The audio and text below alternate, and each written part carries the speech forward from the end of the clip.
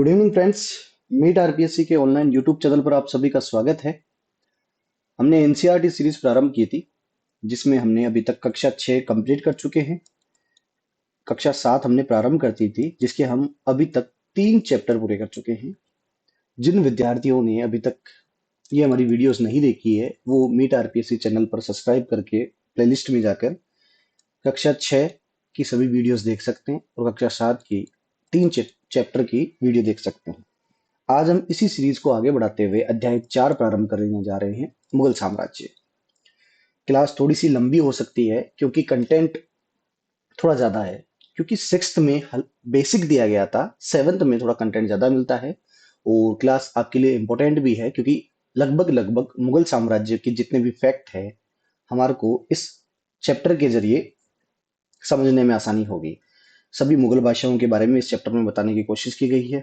उनकी विशेषताएं बताने की कोशिश की गई है। मुगल साम्राज्य का प्रशासन बताने की कोशिश की गई है। तो वीडियो को अंत तक देखना, वीडियो को लाइक करना, शेयर करना और चैनल को सब्सक्राइब करना। तो बिना देरी के हम वीडियो प्रारंभ करते हैं। मुगल साम्राज्य मध्यकाल में किसी भी शासक के लिए भारतीय उपमहाद्वीप पर जहां लोगों और संस्कृति में इतनी अधिक विविधता हो, शासन कर पाना अत्यंत कठिन कार्य था।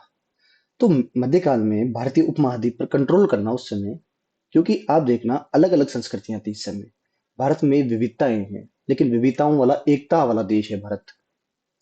शासन करना उस समय इतना आसान नहीं था। अपने पूर्ववर्तियों के विपरीत मुगलों ने एक साम्राज्य की स्थापना की, वह कार्य पूरा किया जो कि अब तक केवल छोटी अवधियों के लिए ही संभव पड़ता था।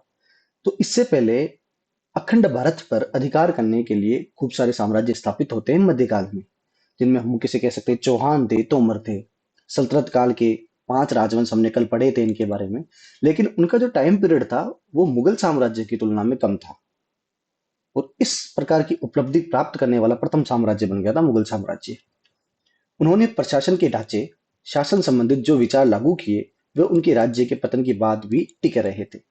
तो मुगल साम्राज्य का जो मेन स्तंभ था, वो था उनका प्रशासन और उनके शासन संबंधित विचार, जो उनके वर्तमान समय में भी कई चीजें इनमें लागू की जाती हैं। यह एक ऐसी राजनीतिक धरोहर थी जिसके प्रभाव से उपमहाद्वीप, उनके पश्चात आने वाले शासक अपने को अछूता ना रख सके। आज भारत के प्रधानमंत्री स्वतंत्रता दिवस पर मुगल शासकों के निवास स्थान दिल्ली के लाल किले की प्राचीर से राष्ट्र को संबोधित करते हैं। तो जो मुगल काल का प्रभाव था, आप कह सकते हो स्थापत्य कला में देखिए आप, लाल किले का निर्माण करवाया गया था कहाँ? दिल्ली में। किन के द्वारा किया गया था? मुगलों के द्वारा। तो कहीं ना कहीं इनके जो सांस्कृतिक पहलू है, वो आज भी कहीं ना कहीं प्रभावित करते हैं। अब देखिए, स्वतंत्रता दिवस पर प्रधानमंत्री नरेंद्र मोदी के द्वारा भाषण दिया जाता है, कहाँ से? लाल किले से। तो इसका संबंध किनसे था? मुगलों के साथ था। नेक्स्ट देखते हैं हम, मुगल कौन थे। ये थोड़ा इंपॉर्टेंट पोर्शन है आपके लिए, कई बार यहाँ से क्वेश्चन पूछा जाता है, मुगल कौन थे। तो मुगल दो महान शासक वंशों के वंशज थे। माता की ओर से मंगोल शासक चंगेज खान, जो चीन और मध्य एशिया के कुछ भागों पर राज करता था, के उत्तराधिकारी थे। पिता की ओर से ईरान, इराक, वर्तमान तुर्की के शासक तैमूर, जिनकी मृत्यु लगभग 1404 में हुई, के वंशज थे। एक बार मैं आपको समझाता हूँ सिंपल सा। देखो, मुगल दो शब्दों से निकल के आया है, देखा जाए तो दो राजवंशों से निकल के आया है। जो मुगल साम्राज्य की स्थापना करता है, जो बाबर की माता थी, कहा जाए तो वो चंगेज खान की वंशज है। किसकी वंशज है बेटा? चंगेज खान की वंशज है। आपने नाम सुना होगा चंगेज खान। आप देखना, चाइना के जस्ट ऊपर नॉर्थ में एक मरुस्थल आता है, गोबी मरुस्थल। उसी गोबी मरुस्थल वाले हिस्से में मंगोलिया नामक एक देश है। वहां पर कुछ कबीले थे, कुछ जनजातियां थी। उनका जो प्रारंभिक धर्म था, वो था बौद्ध धर्म। बाद में ये इस्लाम धर्म में कन्वर्ट होते हैं। उन्हीं का जो एक लीडर निकल के आता है, नाम है चंगेज खान, और इसी की वंशज थी बाबर की माता। उसके अलावा आप देखिए, इराक ईरान वाले क्षेत्र में, तुर्की वाले में एक शासक निकल के आता है, नाम है तैमूर लंग। क्या नाम बेटा? तैमूर लंग, जिनकी मृत्यु लगभग 1404 में हुई। वो इनके पिता के वंशज थे। इस प्रकार जो मुगल थे, वो दो राजवंशों से निकल के आए। एक तो किसके? चंगेज खान के। और मातृ पक्ष की ओर से, पितृ पक्ष की ओर से किसके थे? तैमूर के। मुगल अपने को मुगल या मंगोल कहलवाना पसंद नहीं करते थे, क्योंकि चंगेज खान से जुड़ी स्मृतियां सैकड़ों व्यक्तियों के निशान से संबंधित थी। अब हुआ यूं कि जो बाबर द्वारा भारत में मुगल साम्राज्य की स्थापना की जाती है। अब इनके द्वारा क्या करा कि मुगल कहलाना या मंगोल, ये दो शब्द इनको कभी पसंद नहीं आए, और पसंद नहीं भी आने थे। क्योंकि इनको लंबे समय तक शासन करना था। अब मंगोलों की इस समय की जो परिस्थितियां थी, मंगोलों के बारे में जो इमेज थी वो नेगेटिव थी।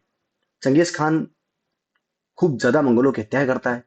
चंगेज खान के बाद में चंगेज खान का पोता हलाकू, उसके द्वारा भी सैकड़ों हत्याएं की गई थी। तो जितनी भी जनता थी, उन जनताओं में मंगोलों के प्रति एक तरह से नकारात्मक रवैया था। इसलिए बाबर मंगोलों के स्थान पर अपने पितृपक्ष की ओर जाता है, तैमूर की तरफ जाता है। मुगल तैमूर के वंशज होने पर गर्व महसूस करते हैं, क्योंकि इनके पूर्वज ने 1398 में दिल्ली पर कब्जा किया था। तो तैमूर के द्वारा 1398 में दिल्ली पर अधिकार किया गया था, दिल्ली पर आक्रमण किया गया था। इस कारण मुगल तैमूर के वंशज होने का गर्व महसूस करते हैं। नेक्स्ट देखते हैं हम मुगल सैन्य अभियान। प्रथम मुगल शासक बाबर, जिसका कार्यकाल है 1526 से 1530। बाबर ने जब 1494 में फरगना राज्य का उत्तराधिकारी प्राप्त किया, तब उसकी केवल उम्र थी 12 वर्ष की। कितने वर्ष की उम्र थी बेटा? 12 वर्ष की उम्र थी। मंगोलों की दूसरी शाखा उज्बेकों के आक्रमण के कारण अपने पैतृक गद्दी छोड़ना पड़ा। तो बाबर जो प्रथम मुगल शासक था, बाबर जिसका टाइम पीरियड है 1526 से लेकर 1530 ने इसमें मुगल साम्राज्य की स्थापना की थी, शासन किया था भारत में। ये सबसे पहले 1494 में फरगना में इसका राज्यभिषेक होता है। तब इसकी उम्र थी महज 12 वर्ष की। कितनी थी? 12 वर्ष की। उसके बाद में 1504 में बाबर ने काबुल पर अधिकार कर लिया था। किस पर अधिकार कर लिया था? काबुल पर अधिकार कर लिया था। कई बार क्वेश्चन पूछा जाता है कि बाबर के द्वारा काबुल पर अधिकार कब किया गया, तो 1504 पर किया गया था। 1526 में दिल्ली में सुल्तान इब्राहिम लोदी को बाबर पानीपत के प्रथम युद्ध में पराजित करता है और दिल्ली और आगरा को अपने कब्जे में कर लेता है। इसी युद्ध के बाद बाबर ने अपने को बादशाह घोषित किया तथा भारत में मुगल साम्राज्य की नींव रखता है। तो 1526 में दिल्ली के सुल्तान इब्राहिम लोदी, अंतिम सल्तनत काल का सुल्तान, जिसकी मृत्यु युद्ध के मैदान में होती है, एकमात्र सुल्तान था सल्तनत काल का जिसकी मृत्यु कहां पर हुई थी? युद्ध के मैदान में हुई थी। पानीपत के प्रथम युद्ध में कौन हार जाता है? इब्राहिम लोदी। और भारत में मुगल साम्राज्य की स्थापना करता है बाबर। नेक्स्ट देखते हैं। युद्ध में प्रयोग होने वाले बारूद की तकनीक भारत में 14वीं शताब्दी में लाई गई थी। तो भारत में सबसे पहले बारूद का प्रयोग उत्तर भारत में कहा जा सकता है किसके द्वारा किया गया था? बाबर के द्वारा किया गया था। उसके अलावा आग्नेय शस्त्रों का के लिए इसका प्रयोग सबसे पहले गुजरात, मालवा, दक्कन जैसे प्रदेशों में हुआ। आरंभिक 16वीं सदी में बाबर ने इसका प्रयोग करना प्रारंभ कर दिया था। तो लगभग 16वीं सदी के आसपास में या 14वीं सदी के आसपास में बाबर के द्वारा बारूद का प्रयोग सबसे पहले भारत में किया गया था। नेक्स्ट देखते हैं हम मुगल सम्राट और उनके प्रमुख अभियान व घटनाएं। तो सबसे पहले मुगल बादशाह है बाबर, जिनका टाइम कब से कब तक है बेटा? 1526 से लेकर 1530 के मध्य बाबर का टाइम पीरियड है। 1526 में बाबर ने पानीपत के मैदान में इब्राहिम लोदी तथा अफगान समर्थकों को हराया था। कई बार पूछा जाता है पानीपत का प्रथम युद्ध कब हुआ? 1526 में हुआ। किसके मध्य हुआ? तो बाबर वर्सेज इब्राहिम लोदी। कौन जीतता है? बाबर। और भारत में कौन सी साम्राज्य की स्थापना करता है? मुगल साम्राज्य की। उसके अलावा 1527 खानवा का युद्ध, राणा सांगा राजपूत राजाओं और उनके समर्थकों को हराता है। तो 1527 में खानवा के युद्ध में किसको हराता है? राणा सांगा को हराता है। 1528 में चंदेरी में राजपूत शासकों को हराता है। तो 1528 में चंदेरी के शासकों को हराता है, क्योंकि इन चंदेरी वाले शासकों ने खानवा के युद्ध में राणा सांगा की मदद की थी, इसलिए 28 में चंदेरी के शासकों को हराता है। तब 1530 में अपनी मृत्यु से पहले ही दिल्ली व आगरा में मुगल नियंत्रण स्थापित कर लेता है। तो बाबर के द्वारा भारत में लगभग 4 साल बिताए गए थे, देखा जाए तो 26 से लेकर 30 के मध्य। पहला युद्ध पानीपत का युद्ध, दूसरा खानवा का, तीसरा चंदेरी का। हालांकि एक 1529 में एक युद्ध और लड़ता है, नाम है घाघरा का युद्ध। कौन सा युद्ध है बेटा? घाघरा का युद्ध। तो देखा जाए तो टोटल युद्ध लगभग 4 है, 26 में, 27 में, 28 में और 29 में। 26 में कौन सा? पानीपत का। 27 में कौन सा? खानवा का। 28 में चंदेरी। और लास्ट में कौन सा था? घाघरा वाला युद्ध। ये लगभग ये सारे युद्ध कौन लड़ता है? बाबर लड़ता है। और भारत में कौन से साम्राज्य की स्थापना करता है? मुगल साम्राज्य की स्थापना करता है। नेक्स्ट देखते हैं हम बाबर के बाद में शासक बनता है हुमायूं। इसका टाइम पीरियड दो है, लगभग दो भागों में बांटा गया। एक तो 1530 से लेकर 1540 के मध्य शासन रहा था, एक रहा था 1555 से लेकर 1556 के मध्य। किसका शासन रहा था? हुमायूं का। इसका रीजन मैं आपको यही बता देता हूं कि 1530 से लेकर 40 तक हुमायूं शासन स्थापित करता है, लेकिन 40 में शेरशाह सूरी बीच में आ जाता है। शेरशाह सूरी सूर साम्राज्य की स्थापना करता है, जो लगभग 15 वर्षों तक रहता है। कितने वर्षों तक रहता है बेटा? 15 वर्षों तक।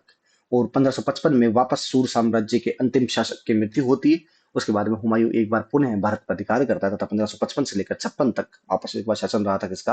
हुमायूं का। हुमायूं ने अपने पिता की वसीयत के अनुसार जायदाद का बंटवारा किया तथा प्रत्येक भाई को एक एक प्रांत मिला था। तो हुमायूं के द्वारा जायदाद का बंटवारा किया जाता है अपने चार भाइयों के मध्य। इसके चार भाई निम्न थे, जैसे एक का नाम है कामरान,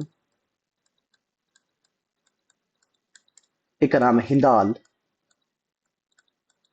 एक का नाम है अस्करी और एक खुद हुमायूं। ये चार भाई थे। कौन कौन से? कामरान, हिंदाल, अस्करी और हुमायूं। एक बार और बोलिए, कामरान, हिंदाल, अस्करी और हुमायूं। ये चार भाई थे। बाबर सबसे बड़ा हुमायूं था। बाबर हुमायूं को कहता है कि भाई अपने भाइयों को साथ में लेकर चलना। इसलिए हुमायूं के द्वारा उस समय भी बंटवारा बराबर भागों में बांटा गया था। उसके भाई मिर्जा कामरान की महत्वाकांक्षाओं के कारण हुमायूं ने अपने अफगान प्रतिनिधियों के सामने फीका पड़ गया था। इनमें जो सबसे महत्वाकांक्षी भाई था उसका नाम था कामरान। इस कारण उस समय अफगान जितने भी थे वो हावी हो गए थे इस पर, हुमायूं पर। उन्हीं अफगानों में से एक निकल के आता जिसका नाम है शेर खान। शेर खान ने हुमायूं को 2 बार पराजित किया था। 1539 में चौसा के युद्ध में, 1540 में कन्नौज के युद्ध में ये हुमायूं को पराजित करता है। इन पराजयों ने उसे ईरान की ओर भागने के लिए बाध्य कर दिया था। तो शेरशाह सूरी के द्वारा हुमायूं को कितनी बार पराजित किया गया था? 2 बार। पहला चौसा का युद्ध 1539 में, दूसरा 1540 में कन्नौज का युद्ध। दोनों बार कौन जीतता है? अपने शेर खान जीत जाता है और कौन सा वंश की स्थापना कर देता है? सूर साम्राज्य की। ईरान में हुमायूं के सफाविद शाह की मदद ली। उसने 1555 में दिल्ली पर पुनः कब्जा कर लिया, परंतु उसने अगले ही वर्ष इस इमारत में एक दुर्घटना में उसकी मृत्यु हो गई थी। अगले ही वर्ष एक इमारत में उसकी दुर्घटना में मृत्यु हो गई थी। किसकी? बाबर हुमायूं की। कब हुई थी? 1556 में। दिल्ली में एक महल है, दीन पनाह महल। दिल्ली में कौन सा महल है? दीन पनाह महल। इसका दीन पनाह महल में एक पुस्तकालय है, शेर मंडल। क्या नाम है बेटा? शेर मंडल पुस्तकालय। हुमायूं को पढ़ने का बड़ा शौक था। हुमायूं अपने साथ एक लाइब्रेरियन भी लेके चलता था, पुस्तकालय अध्यक्ष भी लेके चलता था, नाम है मुल्ला सुर्ख। 1526 में शेर मंडल पुस्तकालय की सीढ़ियों से वापस आते समय हुमायूं का पांव फिसल जाता है। उसी सीढ़ियों में हुमायूं अपनी अंतिम सांसें लेता है और तथा हुमायूं की वहीं पर मृत्यु हो जाती है। तो हुमायूं की मृत्यु कहां पर हुई थी? दिन बना महल के शेर मंडल पुस्तकालय में किसकी मृत्यु हो गई थी? हुमायूं की मृत्यु हो गई थी। नेक्स्ट देखते हैं। अकबर 1556 से लेकर 1605 के मध्य शासन रहा था किसका? अकबर का। 13 वर्ष की आयु में, अल्पायु में अकबर सम्राट बनता है। तो लगभग 1556 में अकबर का राज्याभिषेक होता है। कब होता है बेटा? 1556 में। एक थोड़ा आधुनिक भारत की घटना बताता हूँ इसी समय की, कि उत्तर भारत में 1556 में अकबर का राज्याभिषेक हो रहा था। उसी समय दक्षिण भारत में गोवा में पुर्तगालियों के द्वारा प्रिंटिंग प्रेस की स्थापना की गई थी। तो दोनों फैक्ट एक बार आप लिंक करके याद रखना कि उत्तर भारत में तो 1556 में अकबर का राज्याभिषेक हो रहा था। उसी समय दक्षिण भारत में गोवा में पुर्तगालियों के द्वारा किसकी स्थापना हो रही थी? प्रिंटिंग प्रेस की स्थापना हो रही थी। कई बार दोनों क्वेश्चन आते हैं कि अकबर का राज्याभिषेक कब हुआ? 1556 में। भारत में प्रिंटिंग प्रेस की स्थापना कब हुई? 1556 में। कहां पर हुई? गोवा में। किन के द्वारा स्थापित की गई थी? पुर्तगालियों के द्वारा स्थापित की गई थी। अकबर कितने वर्ष की आयु में शासक बना था? 13 वर्ष की आयु में शासक बना था। उसने सूरी व अन्य अफगान निकटवर्ती राज्य मालवा, गोंडवाना, अपने सौतेले भाई मिर्जा हाकिम उज्बेकों के विद्रोह को दबाने के लिए सैन्य अभियान चलाए। 1568 में सिसोदिया की राजधानी चित्तौड़ तथा 1569 में रणथंभौर पर कब्जा कर लिया था। किसने? अकबर के द्वारा। चित्तौड़ का तीसरा साका 1568, 67 और 68। उसके अलावा 1569 में रणथंभौर अभियान करता है कौन? अकबर। दोनों पर अधिकार कर लेता है और मुगल साम्राज्य में मिला लेगा। उसके बाद 1570 में नागौर दरबार का आयोजन। इसी समय 1570 और 85 में, 1570 से 85 के मध्य गुजरात के विरुद्ध सैनिक अभियान किसके द्वारा किए गए थे? अकबर के द्वारा किए गए थे। इन अभियानों के पश्चात उसने पूर्व में बिहार, बंगाल, उड़ीसा के अभियान चलाए, जिन्हें 1569 से 80, 1579 से 80 में मिर्जा हकीम के पक्ष में हुए विद्रोह ने जटिल कर दिया था। तो इसी समय पूर्व में जितने भी बिहार वाले बेल्ट थे, बंगाल वाला क्षेत्र, उड़ीसा वाला, सभी पर अभियान कौन चलाता है? अकबर के द्वारा चलाए गए थे। और देखते हैं इसके अभियान कौन कौन से थे। 1585 से 1605 के मध्य अकबर ने साम्राज्य का विस्तार किया, उत्तर पश्चिम में अभियान चलाए, सफाविदों को हराकर कंधार पर कब्जा किया, कश्मीर को भी जोड़ लिया था। तो कश्मीर पर भी अधिकार कर लिया था किसने? अकबर के द्वारा। कांधार पर अधिकार कर लिया था किसके द्वारा? अकबर के द्वारा।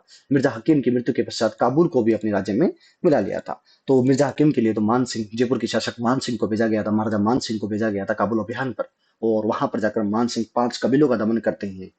और उसी समय अकबर के द्वारा उसको एक झंडा दिया गया था, उनको एक झंडा दिया गया था, नाम उसका पचरंगा झंडा। कौन सा झंडा? पचरंगा झंडा। तब से जयपुर वालों का जो झंडा है वो कौन सा है? पचरंगा झंडा है। दक्कन में अभियानों की शुरुआत हुई। बरार, खानदेश, अहमदनगर के कुछ हिस्सों पर वह अपने राज्यों में मिला लेता है। अकबर ने सर्वप्रथम कछावा राजपूतों से वैवाहिक संबंध स्थापित किए थे। मोस्ट इंपोर्टेंट है, कई बार पूछा जाता है कि अकबर के द्वारा या भारत राजस्थान के किन शासकों के द्वारा, राजपूत शासकों के द्वारा सबसे पहले अकबर के साथ वैवाहिक संबंध स्थापित किए गए थे या मुगलों के साथ वैवाहिक संबंध स्थापित किए, तो वो कौन थे बेटा? जयपुर के कछावा राजवंश। अकबर ने आमेर के राजा बिहारी मल, जिनको बहारमल कहा जाता है, कि ज्येष्ठ पुत्री हरकाबाई से विवाह किया तथा इसी राजपूत राजकुमारी से शहजादे सलीम का जन्म होता है। तो अकबर का विवाह किन के साथ हुआ था? राजा बहारमल कहाँ के थे? आमेर के। उनकी बेटी का नाम क्या था? हरकाबाई। इनके साथ विवाह होता है किसका? अकबर का। अपने शासन के अंतिम वर्षों में अकबर की सत्ता राजकुमार सलीम के विद्रोह के कारण लड़खड़ाई। यही सलीम आगे चलकर सम्राट जहांगीर कहलाता है। तो 1605 में अकबर की मृत्यु होती है। उसी समय जहांगीर अगला मुगल बादशाह बनता है। नेक्स्ट देखते हैं हम जहांगीर 1605 से लेकर 1627। जहांगीर ने अकबर के सैन्य अभियानों को आगे बढ़ाया। मेवाड़ के सिसोदिया शासक अमर सिंह ने मुगलों की सेवा स्वीकार की। इसके बाद सिखों, अहोम, अहमदनगर के खिलाफ अभियान चलाए, जो पूर्णतः सफल नहीं हुए थे। जहांगीर के शासन में अंतिम वर्ष में राजकुमार खुर्रम, जो बाद में सम्राट शाहजहां कहलाया, ने विद्रोह कर दिया था। जहांगीर की पत्नी नूरजहां ने शाहजहां के हाशिए पर धकेलने के प्रयास किए, जो असफल रहे थे। तो अकबर के द्वारा जितने भी सैन्य अभियान थे उनको आगे बढ़ाता है उसका वंशज जहांगीर। अकबर के द्वारा अगर देखा जाए तो उत्तर भारत में एक ही रियासत है जिसको अकबर अपने अधीन नहीं कर सके, वो थी मेवाड़। और उस समय जो मेवाड़ के जो वीर योद्धा थे, आप कह सकते हो भारत के जो वीर योद्धा थे, महाराणा प्रताप, जो अकबर के सामने कभी हार नहीं मानते हैं। महाराणा प्रताप की मृत्यु के बाद में और अकबर की मृत्यु के बाद में महाराणा प्रताप के वंशज अमर सिंह उस समय की जो परिस्थितियां थी उन परिस्थितियों के अनुकूल अपनी शर्तों पर संधि करते हैं। हालांकि ये संधि अमर सिंह जी के बेटे के द्वारा की गई थी और फाइनली मेवाड़ रियासत मुगलों के अधीन हो जाती है। लेकिन पूर्णतः अभी भी ये लोग अधीन नहीं थे, अपनी शर्तों पर इन्होंने संधि की थी। देखा जाए तो जीत मेवाड़ वालों की थी। जहांगीर के अंतिम समय में खुर्रम विद्रोह करता है। खुर्रम जो आगे चलकर महान सम्राट बनता है, महान शासक बनता है, नाम है उसका शाहजहां, जिनका स्थापत्य कला का विशेष योगदान था भारत के लिए। जहांगीर की पत्नी नूरजहां शाहजहां को खूब प्रयास करती है बाहर निकालने का, कैसे ना कैसे करके मुंह का देखने का, लेकिन अंत में जो अगला मुगल सम्राट बनता है उसका नाम क्या था? शाहजहां था। नेक्स्ट देखते हैं हम शाहजहां। 1627 से लेकर 1658 के मध्य कार्यकाल रहा था किनका? शाहजहां का। दक्कन में शाहजहां के अभियान जारी रहे। अफगान अभिजात खान जहान लोदी ने विद्रोह किया, वह पराजित हुए। तो दक्कन में दो सरदार, एक का नाम है अभिजात खान, एक का नाम है जहान लोदी, ये दोनों विद्रोह करते हैं। शाहजहां सफलतापूर्वक इन विद्रोह का दमन करता है। अहमदनगर के विरुद्ध अभियान हुआ जिसमें बुंदेलों की हार हुई। ओरछा पर कब्जा कर लिया था किसने? शाहजहां के द्वारा, या मुगल साम्राज्य में ओरछा को मिला लिया गया था। उत्तर पश्चिम में बल्ख पर कब्जा करने के लिए उज्बेकों के विरुद्ध अभियान हुआ, जो असफल रहा था। परिणाम स्वरूप कंधार सफाविदों के हाथ से चला गया था। तो उत्तर पश्चिम क्षेत्रों में भी शाहजहां के द्वारा प्रमुख अभियान करवाए गए थे, जिसमें उज्बेकों का प्रमुख अभियान था, बल्ख का प्रमुख अभियान था। इस प्रकार जो कंधार वाला क्षेत्र था वो भी किसने जीत लिया था? वापस एक बार पुनः शाहजहां ने जीत लिया था। 1632 में अंततः अहमदनगर को मुगलों के राज्यों में मिला लिया गया और बीजापुर की सेनाओं को सुलह के लिए निवेदन किया गया था। ये थोड़ा सा आप ध्यान रखना कि शाहजहां के द्वारा अहमदनगर का विलय कब हुआ? 1632 में। थोड़ा सा पूछा हुआ है, ये इंपॉर्टेंट है। उसके अलावा बीजापुर की सेनाओं से भी सुलह के निवेदन करने लगे। शाहजहां के अंतिम समय में शाहजहां के बेटों के मध्य उत्तराधिकारी संघर्ष होता है। 1657 से लेकर 58 में शाहजहां के पुत्रों के बीच में उत्तराधिकारी को लेकर झगड़ा हुआ। इसमें औरंगजेब लास्ट में जीतता है।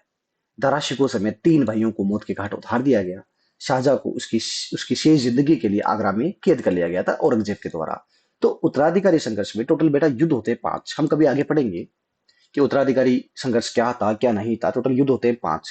शाहजहां के 4 बेटों के मध्य होते हैं। कितने बेटों के मध्य होते हैं? 4। एक बार मैं आपको समझाने की कोशिश करता हूँ कि शाहजहां के द्वारा, ये मान लीजिए ये आगरा है, राजधानी का केंद्र कौन सा था? आगरा। आगरा में शाहजहां के द्वारा अपने बड़े बेटे को अगला सम्राट घोषित किया गया, उत्तराधिकारी घोषित किया गया। उसका नाम है दारा। क्या नाम था? दारा शिकोह। इधर ये गुजरात वाले क्षेत्र में शाहजहां का एक बेटा था, नाम उसका मुराद। क्या नाम बेटा? मुराद। इसको कहाँ का गवर्नर बनाया गया? गुजरात का गवर्नर बनाया गया। ये जो दक्षिण भारत वाला दक्कन वाला क्षेत्र है, यहाँ पर गवर्नर बनाया गया औरंगजेब को। और बंगाल में गवर्नर बनाया गया किसको? सुजा को। किसको बनाया गया था? सुजा को। ये चार बेटे थे किसके, शाहजहां के। चारों के मध्य टोटल युद्ध कितने होते हैं, 5 युद्ध होते हैं। और अंतिम दुराई के युद्ध में औरंगजेब दारा शिकोह को कैद करता है। अलवर के ककनवाड़ी के किले में इसको लेके जाया जाता है, जिसमें जयपुर के शासक मिर्जा राजा जय सिंह औरंगजेब की तरफ से लड़ते हैं। और अंतिम से ककनवाड़ी के किले में दारा शिकोह को मौत के घाट उतार देता है औरंगजेब। और अगला मुगल बादशाह बन जाता है कौन, औरंगजेब। औरंगजेब के द्वारा अपने पिता की हत्या नहीं की जाती, लेकिन उनको कैद कर लिया गया था आगरा के किले में। तो इस प्रकार चार भाइयों के मध्य संघर्ष होता है। चार भाई के निम्न एक बार और नाम देख लेते हैं। पहले का नाम दारा, दूसरे का नाम मुराद, तीसरे का नाम है अपने औरंगजेब, और एक लास्ट कौन सा था, शुजा।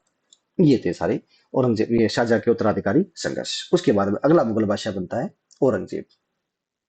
1658 से लेकर 1707, 1663 में उत्तर पूर्व में अहोम को पराजित किया, परंतु उन्होंने 1680 में पुनः विद्रोह कर दिया था। उत्तर पश्चिम में यूसुफ जाई व सिखों के विरुद्ध अभियान में अस्थायी सफलता मिली है। मारवाड़ के राठौड़ राजपूतों ने मुगलों के खिलाफ विद्रोह किया। इस कारण उनकी आंतरिक राजनीति व उत्तराधिकारियों के मसलों से मुगलों का हस्तक्षेप था। तो इसी समय मारवाड़ के राठौड़ों के द्वारा संघर्ष चलाया जाता है। जसवंत सिंह की मृत्यु होती है तबरूद के थाने में। जसवंत सिंह का एक वीर सेनानायक विश्वास पात्र सेनापति दुर्गादास राठौड़ों के लिए 30 वर्षीय संघर्ष करता है, कंटिन्यू औरंगजेब से लड़ता है। तो इस प्रकार मारवाड़ के राठौड़ और औरंगजेब के मध्य कंटिन्यू संघर्ष चलता है। मराठा सरदार शिवाजी के विरुद्ध मुगल अभियान प्रारंभ में सफल रहा, परंतु औरंगजेब ने शिवाजी को अपमान किया। शिवाजी आगरा में स्थित मुगल कैद खाने से भाग निकले थे। उन्होंने अपने को स्वतंत्र शासक घोषित करने के पश्चात मुगलों के विरुद्ध पुनः अभियान चलाए। राजकुमार अकबर, जो औरंगजेब का बेटा था, राजकुमार अकबर ने भी औरंगजेब के विरुद्ध विद्रोह किया, जिसमें उसे मराठों व दक्कन की सल्तनत का सहयोग मिलता है। अंततः वह सफावदी जो ईरान का शासक था, सफावदी शाह, वह उसके पास भाग जाता है। अकबर के विद्रोह के पश्चात औरंगजेब ने दक्कन के शासकों के विरुद्ध सेना भेजी। 1685 में बीजापुर, 1687 में गोलकुंडा को मुगल साम्राज्य में अपने राज्य में मिला लिया था। तो फाइनली बीजापुर को 1685 में औरंगजेब मिलाता है, और 1687 में किसको मिला देता है, गोलकुंडा को औरंगजेब मुगल साम्राज्य में मिला लेता है। 1658 में 1698 में औरंगजेब ने दक्कन में मराठों, जो छापामार पद्धति का प्रयोग कर रहे थे, के विरुद्ध अभियान का प्रबंध स्वयं किया।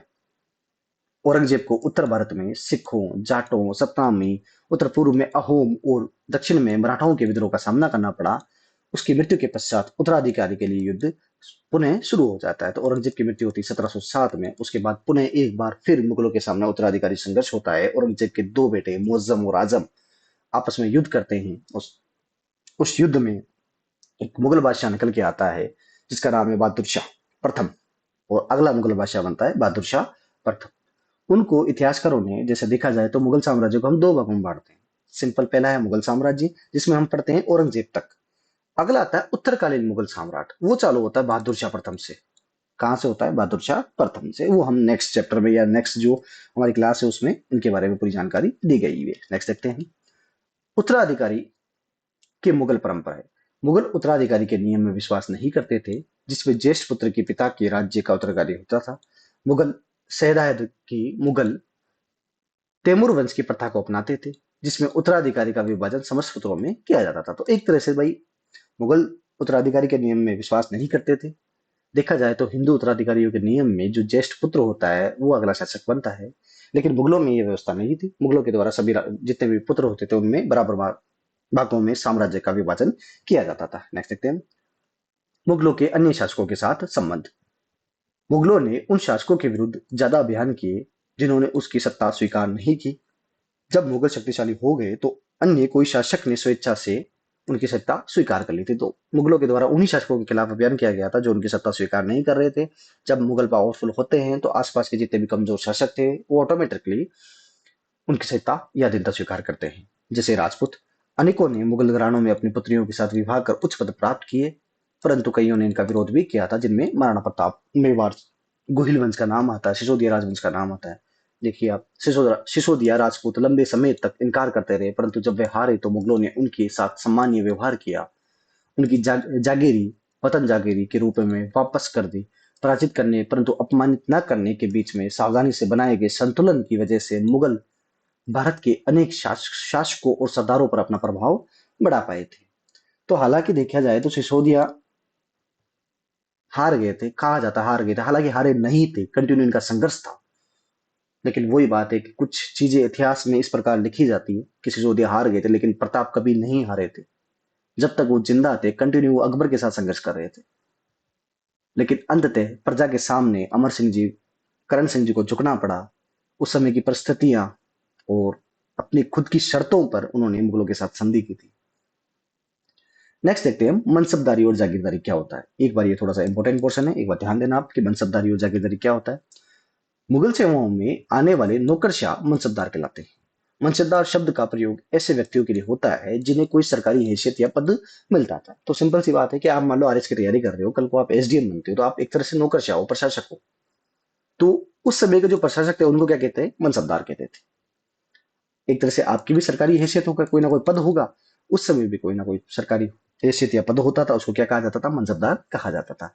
इसकी नियुक्ति केवल योग्यता के आधार पर ही नहीं, मनसबदार मनसब प्रदान करना सम्राट का विशेष अधिकार था। वह किसी को भी मनसब दे सकता था।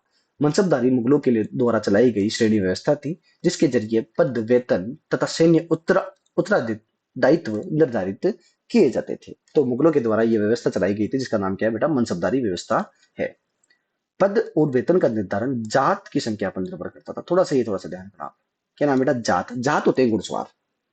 जात की संख्या जितनी अधिक होती है, दरबार में अभिजात की प्रतिष्ठा उतनी ही बढ़ जाती है तथा वेतन भी उतना ही अधिक होता है। तो सबसे मेन जो होता था वो क्या होता था? जात होता था। जैसे आपने सुना होगा 5,000 की मनसबदारी दी। सर्वाधिक जो मनसबदारी थी वो थी सबसे अधिक 7,000 की मनसबदारी दी जाती थी। कितने की? 7,000। 7,000 की मनसबदारी में जो मुगलों के जिनके साथ सम्राट का या शासक का या बादशाह का खून का रिश्ता होता था, उन्हीं को दी जाती थी। मतलब भाई बंदियों को 7,000 की मनसबदारी दी जाती थी। जो सैन्य उत्तरादायित्व मनसबदारों को सौंपे जाते थे, उन्हीं के अनुसार उन्हें घुड़सवार रखने पड़ते थे। मनसबदार अपना वेतन राजस्व एकत्रित करने वाली भूमि के रूप में पाते थे, जिसे क्या कहते थे? जागीर कहते थे।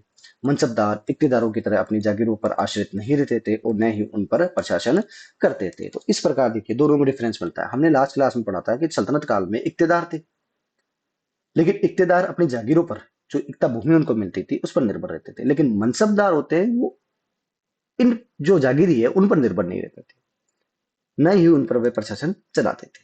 उनके पास अपनी जागीरों को केवल राजस्व एकत्रित करने का अधिकार था। ये राजस्व उनको नौकर उनके लिए एकत्रित करते थे, जबकि वे स्वयं किसी अन्य भाग में सेवारत रहते थे। तो जितने भी सामंत थे वो खुद तो अन्य अभियानों में बिजी रहते थे, और उनके द्वारा जो स्थापित किए गए वहां पर जो प्रशासक थे उनके द्वारा यहाँ से रेवेन्यू इकट्ठा किया जाता था। नेक्स्ट देखते हैं।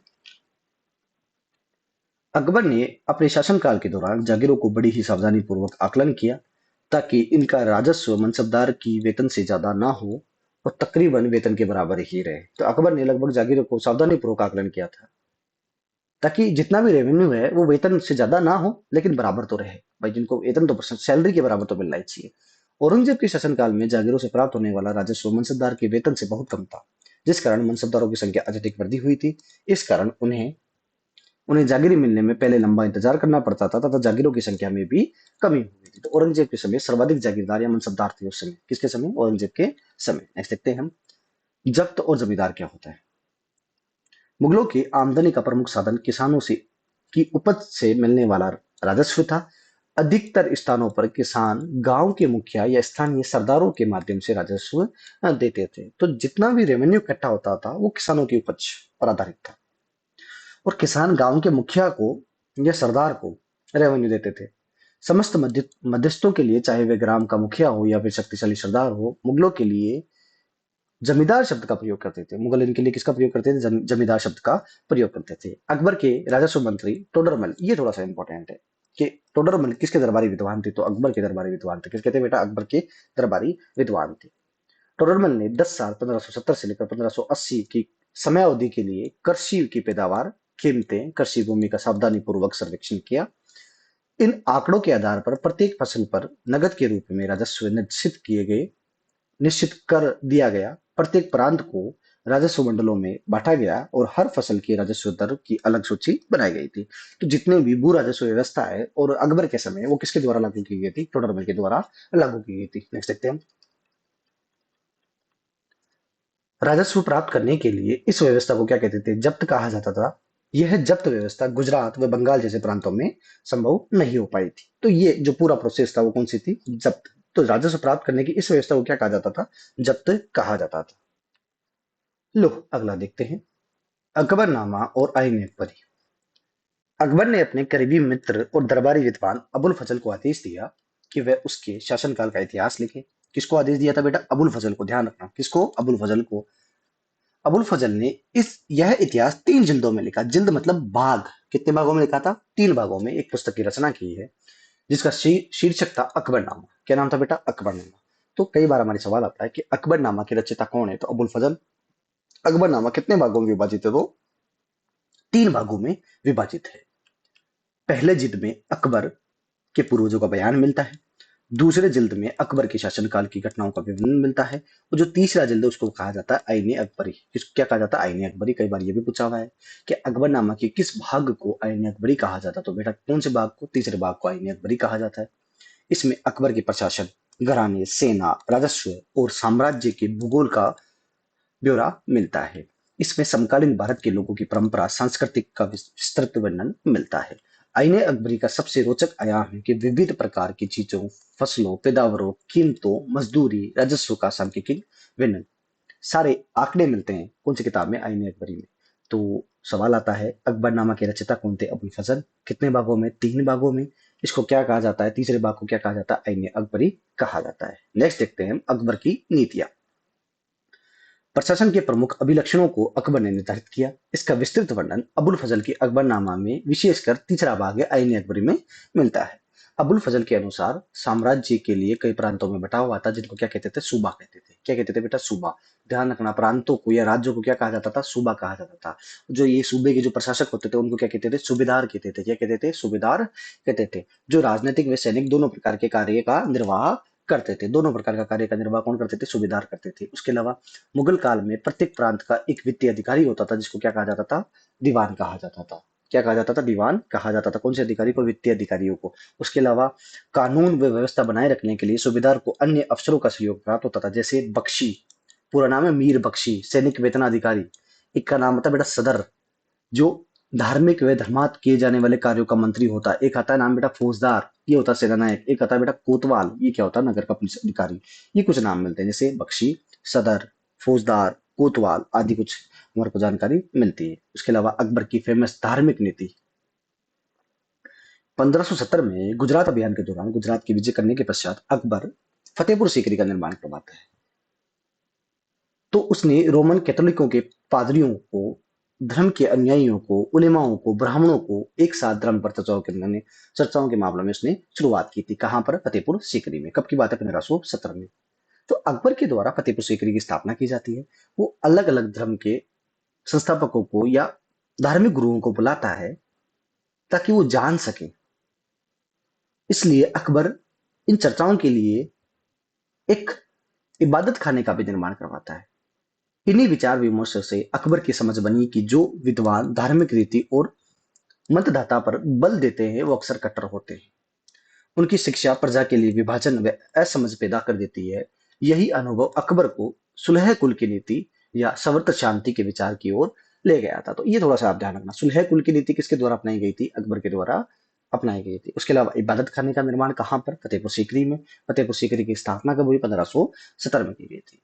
अब आता है मंतदान क्या होता है। तो इसी वाक्य या कथन जिसे अधिकारी पूर्ण कहकर यह आशा की जाए, अधिकार पूर्ण कहकर यह आशा की जाए कि उस पर बिना कोई प्रश्न उठाए उसे स्वीकार कर लिया जाएगा, उसको क्या कहा जाता है? मंतदाता कहा जाता है। नेक्स्ट देखते हैं हम, सहिष्णुता की यह धारणा विभिन्न धर्मों के अन्यायों में अंतर नहीं करती थी, अपितु इसका केंद्र बिंदु थी नीति शास्त्र की एक व्यवस्था जो सर्वत्र लागू की जा रही थी और जिसमें केवल सच्चाई व न्याय शांति पर बल दिया गया था। अबुल फजल ने सुलह कुल के विचारों पर आधारित शासन दृष्टि बनाने में अकबर की मदद की तथा शासन के इसी सिद्धांत को जहांगीर व शाहजहां ने भी अपनाया था। तो अकबर के द्वारा सभी धर्मों को हटाकर एक नया धर्म दीन इलाही स्थापित किया गया था। कौन सा? दीन ए इलाही स्थापित किया गया था। किसके द्वारा? अकबर के द्वारा स्थापित किया गया था।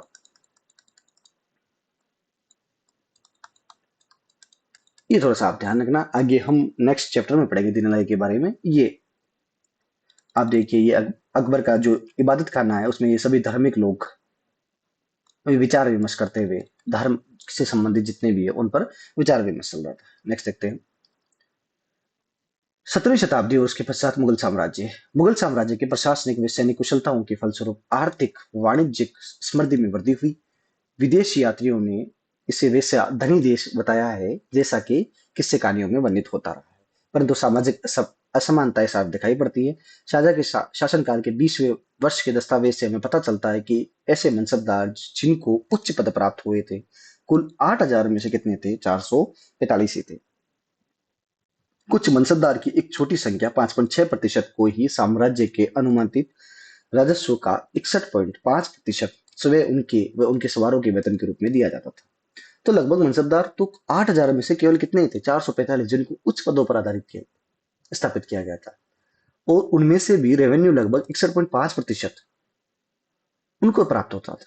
उसके अलावा मुगल सम्राट व उनके मनसबदार अपनी आय का बहुत बड़ा भाग वेतन और वस्तुओं पर लगा देते थे। इस खर्चे से शिल्पकारों व किसानों को लाभ होता था, चूंकि वे वस्तुओं और फसलों की पूर्ति करते थे। परंतु राजस्व का भार इतना था कि प्राथमिक उत्पादक किसानों व शिल्पकारों के पास निवेश के लिए बहुत कम धन बचता था। ऐसी अर्थव्यवस्था से ज्यादा धनी किसान व शिल्पकारों के समूह, व्यापारी, महाजन ज्यादा लाभ उठाते थे। मुगलों के कुलीन वर्ग के हाथों में बहुत धन व संसाधन थे। जैसे जैसे मुगल सम्राट की सत्ता पतन की ओर बढ़ती है, वैसे वैसे विभिन्न सम्राटों के सेवक व सेवक की सत्ता की शक्तिशाली केंद्र बनने लगे। यद्यपि दिल्ली मुगल सम्राट के स्वामी के रूप में मान्यता देते रहे, तथापि 18वीं शताब्दी तक साम्राज्य के कई प्रांतों में अपनी स्वतंत्र राजनीतिक पहचान बना चुके थे। तो ये थोड़ा सा फिर आप समझना कि 1707 में औरंगजेब की मृत्यु के बाद में बेलखने मुगल शासक स्थापित होते हैं, और 1857 तक इस समय अंग्रेज आ गए थे। अंग्रेजों का प्रभाव 1699 में ईस्ट इंडिया कंपनी स्थापित 1600 ईस्वी में ईस्ट इंडिया कंपनी स्थापित होती है, और उसी के द्वारा भारत पर अधिकार किया जाता है। 1707 में औरंगजेब की मृत्यु के बाद मुगल बादशाहों का प्रभाव कम हो गया था, हालांकि वो केवल नाम मात्र के मुगल बादशाह रहते हैं। और 1857 की क्रांति के दौरान अंतिम मुगल बादशाह बहादुर शाह जफर को गिरफ्तार किया जाता है अंग्रेजों के द्वारा, उनको रेंगून भेज दिया जाता है, और वहीं पर अपने अंतिम समय व्यतीत करते हैं। कौन? बहादुर शाह जफर। जफर नाम से कविताएं लिखते थे। इस प्रकार मुगल साम्राज्य का अंतिम मुगल बादशाह मारा जाता है। ये आपके भाई अध्याय 4 कंप्लीट होता है। उम्मीद करता हूँ वीडियो आपको पसंद आई होगी। वीडियो अपने दोस्तों को शेयर करना, वीडियो को लाइक करना और चैनल को सब्सक्राइब करना। Thank you so much. मिलते हैं नेक्स्ट वीडियो।